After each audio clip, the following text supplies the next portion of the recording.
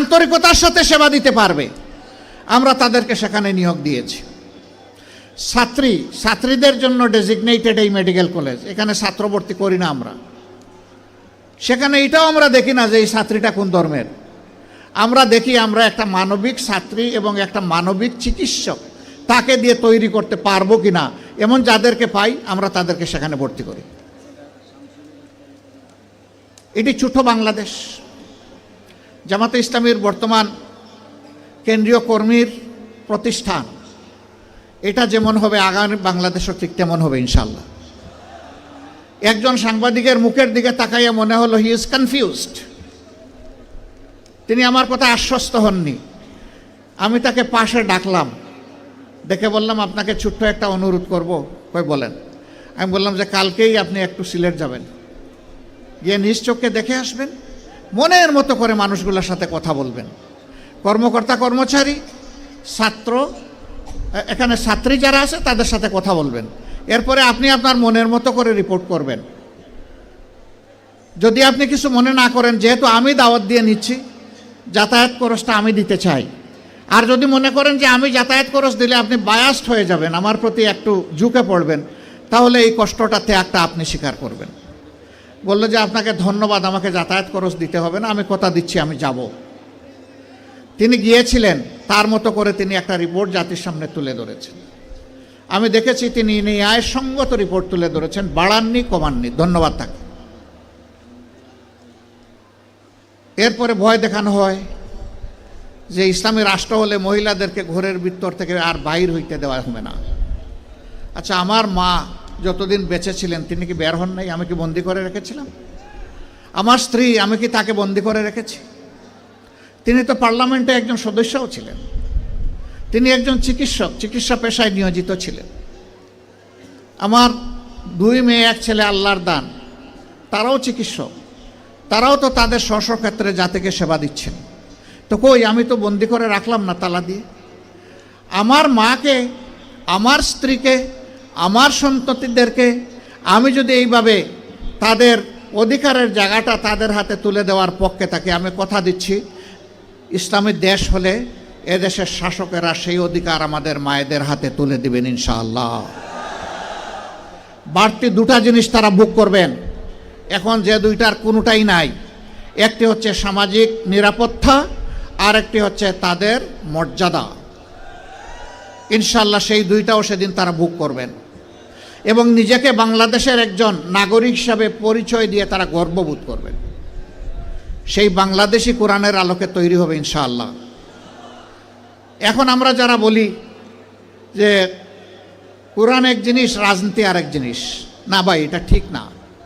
দুনিয়ার সর্বশ্রেষ্ঠ রাষ্ট্র ছিল মদিনা কেন্দ্রিক রাষ্ট্র, সর্বশ্রেষ্ঠ শাসক ছিলেন মুহাম্মদুর রাসূলুল্লাহ সাল্লাল্লাহু আলাইহি সাল্লাম। তিনি একটা আদর্শের ভিত্তিতে শাসন করেছেন। সেই আদর্শটা কি? আল কোরআনের আদর্শ, ইসলামের আদর্শ, আল্লাহর দেওয়া আদর্শ।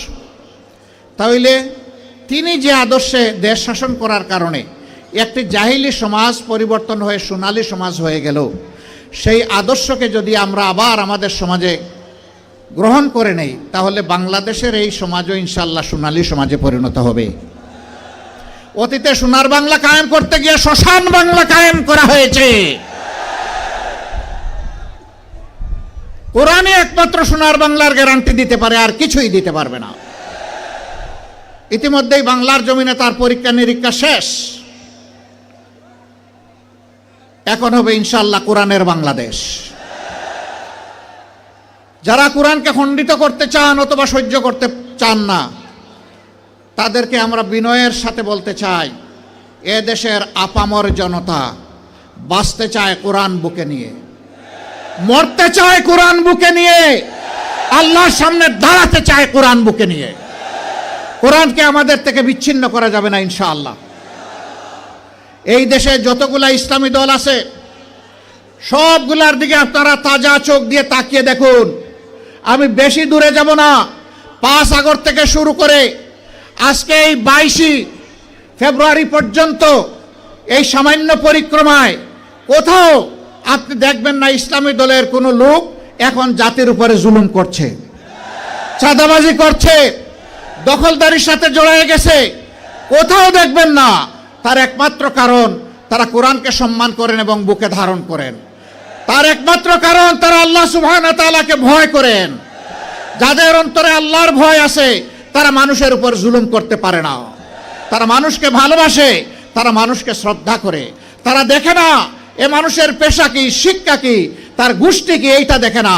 দেখে সে আল্লাহর সৃষ্টি আশরাফুল মাখলুকাত। আল্লাহ যাকে শরাফতি দান করেছেন, আমার দায়িত্ব তাকে সম্মান করা। আমরা মানুষকে ছোট হিসাবে দেখি না কাউকে, আমরা সমস্ত মানুষকে দেখি আল্লাহর শ্রেষ্ঠ জীব হিসাবে। আপনাদের পাশেই বিশাল নদী আছে।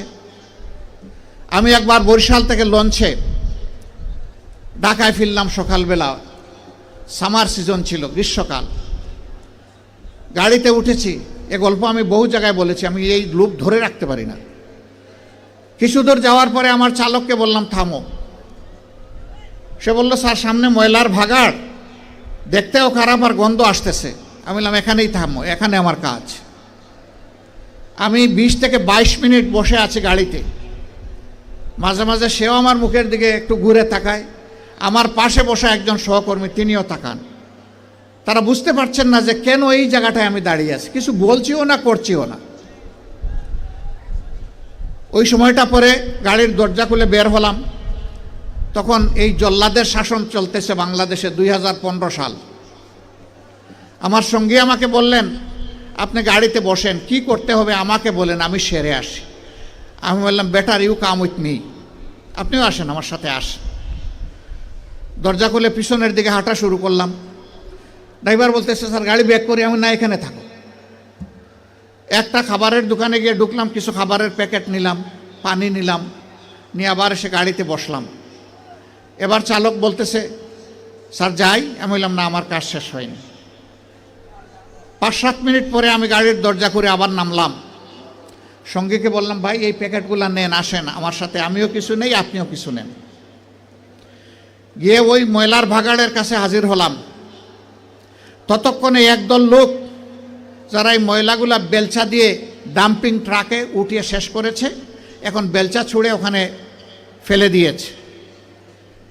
তাদেরকে গিয়ে সালাম দিলাম। 5 জন লোক আসসালামু আলাইকুম, জবাব দেয় না, মুখের দিকে তাকায়। আবার সালাম দিলাম আসসালামু আলাইকুম, এবারও জবাব পেলাম না, আবারও মুখের দিকে তাকায়। এরপরে বললাম কি ভাই আপনাদের মধ্যে কি কেউ মুসলমান আছেন? একজন ভীষণ রাগ করে বলল আমি শুধু মুসলমান না, বাকি ওরা তো সব মুসলমান, তো জবাব দেয় না কেন? বললাম কোনো সমস্যা নাই, আবার সালাম দিচ্ছি আসসালামু আলাইকুম। এবার সবাই সমস্যারে জবাব দিল ওয়ালাইকুম আসসালাম। জিজ্ঞেস করলো আপনি কে? বললাম আপনাদের জাতি ভাই। আপনি কি সিনেমা করতে আসছেন? আমার এই চেহারা দেখে মনে হয় যে আমি সিনেমা করতে আসছি। কয় না, তা তো মনে হয় না, কিন্তু আপনার কথাবার্তায় তো এরকমই মনে হচ্ছে। তো আপনি কেন আসছেন? আমি বললাম আপনাদের হাত ধুইতে আসছি। ওই শুনেন আমরা গরিব মানুষ, আমাদেরকে নিয়ে উপহাস করবেন না। আমি বললাম আল্লাহর কসম আমি উপহাসও করতে আসি নাই। তাইলে আপনি আমাদের হাত ধোয়াবেন কেন? আমি বললাম তোমরা সমাজের হাত দাও, একটা দিন অন্তত তোমাদের হাত ধোয়াই। কই আমাদেরকে ছেড়ে দেন, আমাদের অনেক কাজ, বুঝতে পারছি না আপনি কি জিনিস। আমি বললাম যে আমি বড় শক্ত জিনিস, হাত না ধোয়া তোমাদেরকে ছেড়ে দেব না আমি। রোদের মধ্যে ঘামতেছে, একজন রাগ করে বললো এই দে, উনার এত শখ জাগছে, দে হাত দে, আমারটা আগেই দিচ্ছি। তো উনি হাত দিল, আমি ধোয়াই ঠোয়া কসলাইয়া পরিষ্কার করে বললাম ভাই অনেক শুক্রিয়া তোমাকে। একজন একজন করে হাত দেয় আর খিলখিলাইয়া হাসে। আমার ধারণা আমাকে দেখে মনে করছে পাবনার হেমায়েতপুর থেকে ছুটে আসা কোনো পাগল ছাড়া আর কিছু হবে না। হাত ধোয়ানো শেষ। এবার আমার 2 সঙ্গীকে বললাম যে একটু খাবারের প্যাকেটটা দেন। বললাম না না এগুলো লাগবে না। বললাম কেন লাগবে না ভাই? তোমরা তো চাওনি, আমি খুশি হয়ে দিচ্ছি, একটু নিবা না? জি না জি না জি না, এগুলো আমরা। আমি বললাম যে বলো তাইলে কোনটা থেকে খেতে হবে, আমি আগে খাই একটু, তারপরে নিয়ে যাও। তখন একজন বলে তাইলে ঠিক আছে দিয়া দেন। বললাম হ্যাঁ দুনিয়া অনেক কিছু ঘটে। হাতে নিল, নেওয়ার পরে একজন একটু দীর্ঘ শ্বাস ফেলে বলল তাহলে আমরাও মানুষ। আমি বললাম, কেন এই কথা বললেন কেন? জি না, আপনাদের মতো মানুষেরা আমাদেরকে মানুষ বলে না, বলে আমরা সুইপার, বলে আমরা মেথর।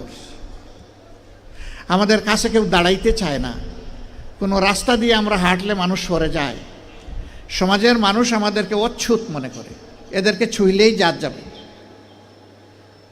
আমি হাত জোড় করে বললাম, সোফা কাপড়ের ছোট লোকদের পক্ষ থেকে